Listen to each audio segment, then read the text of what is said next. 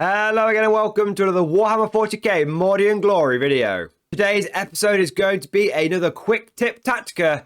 We're going to be looking at the Rogal Dorn. Now, in case this is your first time catching one of these videos, what I like to do with them is talk about a cheeky little combination or tactic that you can use in your Imperial Guard armies. They're very much plug and play tactics. That means you can drop them into almost any of your Imperial Guard lists and you should be able to make them work. And in all of these tactics videos, I will take you through firstly what you need in order to pull this tactic off. What are the component parts for the combination? I'll then take you through how it works. How do all the different bits come together?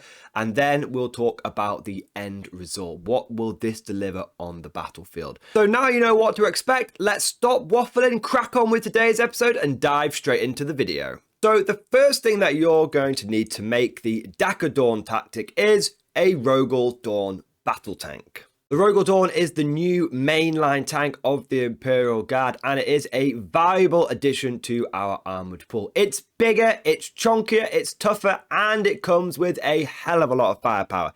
It is more expensive than the traditional Leman Russ, but you don't need more than one of them to make this tactic work, so its higher points cost isn't actually a problem. To support this Rogal Dorn battle tank, you are going to need the Lord Solar Leonidas. Now, you need the Lord Solar model because you're going to want to take advantage of his Lord Commander Solar ability, which allows him to give one unit full rerolls to hit. Just a little side note, I recently completed a video called the 7 Golden Rules, how to get the most out of your Lord Solar model. And if you haven't seen that, I highly recommend you check it out. I'll include a link to it at the end of this video, but it really does help you get the most juice for the squeeze out of your shiny new Supreme Commander. Now, the Rogal Dorn and the Lord Solar are actually the only two models you need to pull this tactic off, but you do also need two other parts. You need to make sure that your regimental doctrine is Born Soldiers. This is the one which means if you get a 6 to hit, it automatically wounds. You're also going to need to take advantage of the Born Soldiers specific stratagem, Ingrained Precision.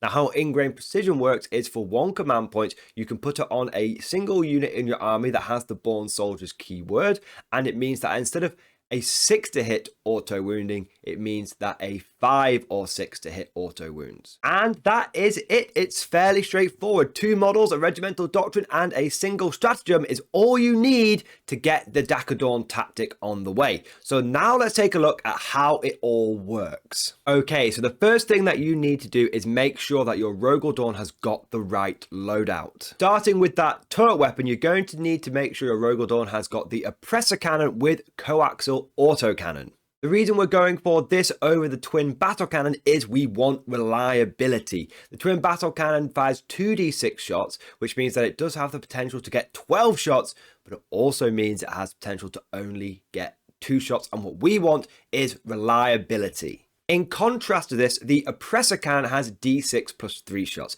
That means it has the same average number of shots as 7, but its minimum is a 4, which is double the minimum that the twin battle cannon has. Of course, it doesn't have the same maximum. The maximum shots the oppressor cannon can get is 9, but what we're looking at here is averages and also a little bit of a fail-safe mechanism. So by having a minimum of 4 and an average of 7, it's much more reliable than going for that twin battle cannon. Now that we've picked the main weapon, it's time to look at all of the extra guns that we can stick on this tank. And the name of the game is maximum number of shots, the most DACA that we can strap onto this vehicle. With that in mind, the first gun that we're going to be looking at is the Castigator Gatling Cannon. Make sure you stick one of those in the front of your Rogal Dorn. That's going to add 12 shots to the total that this tank is putting out. If you combine that with the 7 shots from the Oppressor Cannon, the 2 shots from the Autocannon, plus the 12 shots from the Castigator, you're looking at 21 shots from this vehicle already. But wait, there's more. You're then going to want to take into account the heavy stubber that comes with the Rogal Dorn, and you're going to want to pay for 2 more stubbers as well. That's right, you want the nipple stubbers on the front of your Rogal Dorn. This is going to add an additional 9 shots to your Rogal Dorn, bringing the total up to 30. I know some people are going to be saying, but surely if I'm paying 5 points for a stubber, and I might as well pay 5 points for the melter gun. I mean, they're the same cost. Why wouldn't I go for the better gun? Firstly, like I said, the name of the game is maximum amount of DACA. And secondly, I'm not a fan of the melter gun on the Dawn simply because it's so short range. Look at the ranges of all the other guns that we're sticking on this tank. We're looking at the 90-inch range from the Oppressor Cannon, the 48-inch range from the Autocannon, and even the Castigated Gatling Cannon's got at least a 24-inch range, and the Stubber's got a 36-inch range. Suddenly stacking two 12-inch range melter guns on doesn't make sense. They're never going to be in range. The point of the Rogal Dorn is to sit back and blow the enemy away with lots of firepower. Getting within 12 inches probably means something's gone wrong. But the last thing we want to add on to our Rogal Dorn is two heavy bolter sponsons. The reason we're picking the heavy bolters over the multi-melters is firstly, they are much cheaper. Secondly, they've got a longer range, which fits in with our long range, blowing the enemy away with lots of firepower tactic. And thirdly, they fit in with the principal main aim of the game, which is maximum DACA. You get 6 shots from the heavy bolters, and you only get 4 shots from the multi-melters. Once you put all this together, you have a Rogal Dorn that is putting out 36 shots a turn. Very nice. Now, on its own, that would be a great little DACA tank, but we're going to really supercharge this bad boy. We're going to take it to the next level and dial this DACA Dorn up to 11. To do that, the first thing we're going to do is use the Lord Solar Leonidas' Lord Commander Solar ability to give this Rogal Dorn full rerolls to hit. The reason we can do this is the Lord Commander Solar ability can give full rerolls to hit to a core character or battle tank unit, and the Rogal Dorn and the Leman Russ have the battle tank keyword. So straight away, we're giving this thing full rerolls. That is going to massively improve its damage output. Not only is that going to be great for the turret weapon, but all of those extra weapons we've stacked onto it, the hull weapons and the sponsor weapons, which normally only hit on 4s, now they're hitting on 4s with full rerolls, they become much more reliable. But the great thing about having all those rerolls to hit is it's going to give us more chance to take advantage of our Born Soldiers Regimental Doctrine. Born Soldiers means that if you get a 6 to hit with a ranged weapon, it automatically wounds. But one of the great things about the Born Soldiers Regimental Doctrine is not only do we get these 6s to hit auto wound, but we can actually boost that on 1 unit per turn. You see, Born Soldiers gives you access to a special stratagem called Ingrained Precision. It costs 1 command point, and you can do this stratagem on any unit that has the Born Soldiers keyword. Now, if the regimental doctrine you've picked for your army is Born Soldiers, then every unit in your army gets that keyword. So you can use the stratagem on anything in your army. And that includes our friend, the Rogal Dorn tank. And what this stratagem lets you do is instead of auto wounding on 6s to hit, you can actually auto wound on 5s and 6s. So it doubles the rate of auto wounding for the unit that you put the stratagem on. So putting all of this together, our Rogal Dorn puts out 36 shots a turn, 12 of which are going to auto wound thanks to Born Soldiers and Ingrained Precision.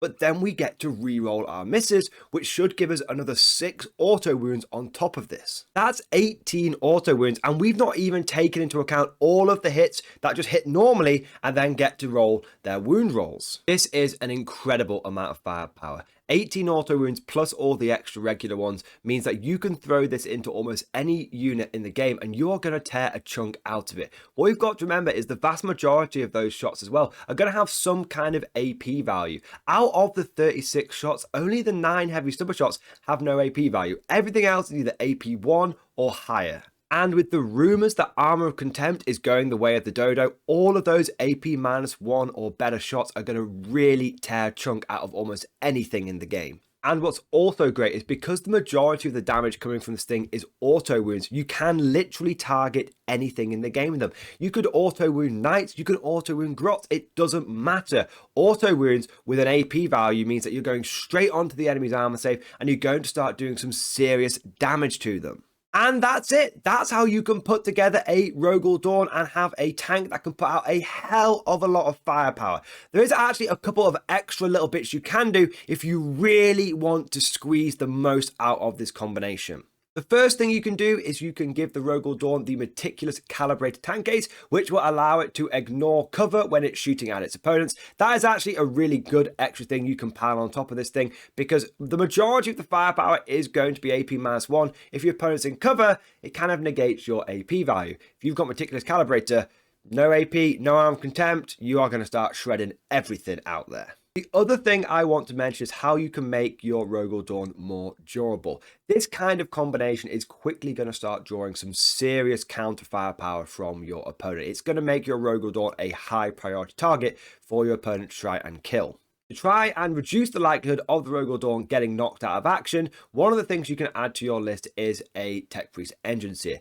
Tech Priest Engine Seer can heal D3 wounds a turn on the Rogal Dorn, but also it can give your Rogal Dorn a 5+ invulnerable save every single turn. Combine that with the fact that it's toughness 9 with a 2+ save and 17 wounds. A 5+ invulnerable save means that even the heaviest of firepower will bounce off your Rogal Dorn. On top of this, there's a couple of other stratagems you're going to want to be aware of that can increase the durability of the Rogal Dorn. The first one being Smokescreen. For 1 command point, you can give your Rogal Dorn -1 to hit against enemy ranged attacks. And the other stratagem is Ablative Plating, which for 2 command points allows your Rogal Dorn to reduce the damage of incoming attacks by 1. That is both ranged and close combat attacks. But that really is everything that I've got to say about the Daka Dorn today. So let me know what you guys think down in the comment section below. Do you like this tactic? How would you improve on it? Would you go for those multi-melters or would you stick with the heavy bolt sponsons? Let me know down in the comment section below.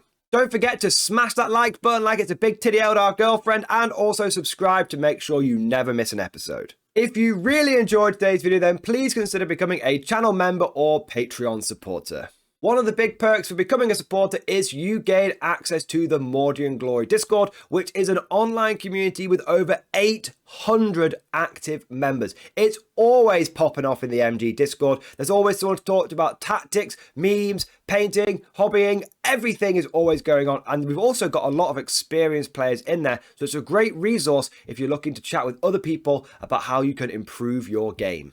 And I just want to take a moment now to say a big thank you to all of the latest supporters. So thank you to Absalar, Sean, Martin Francis, A Nameless Name, Stephen Smith, Range 85, Dave Ingram, Aaron, and Quark 007. And I also want to do a shout out to the latest Patreon supporters as well. So a big thank you to Joseph Crystal, Alex McDonough, Husky601, Eric Jackson, and Josh S. And last but certainly not least, I would like to say a personal, heartfelt thank you to all of my top tier Patreon supporters.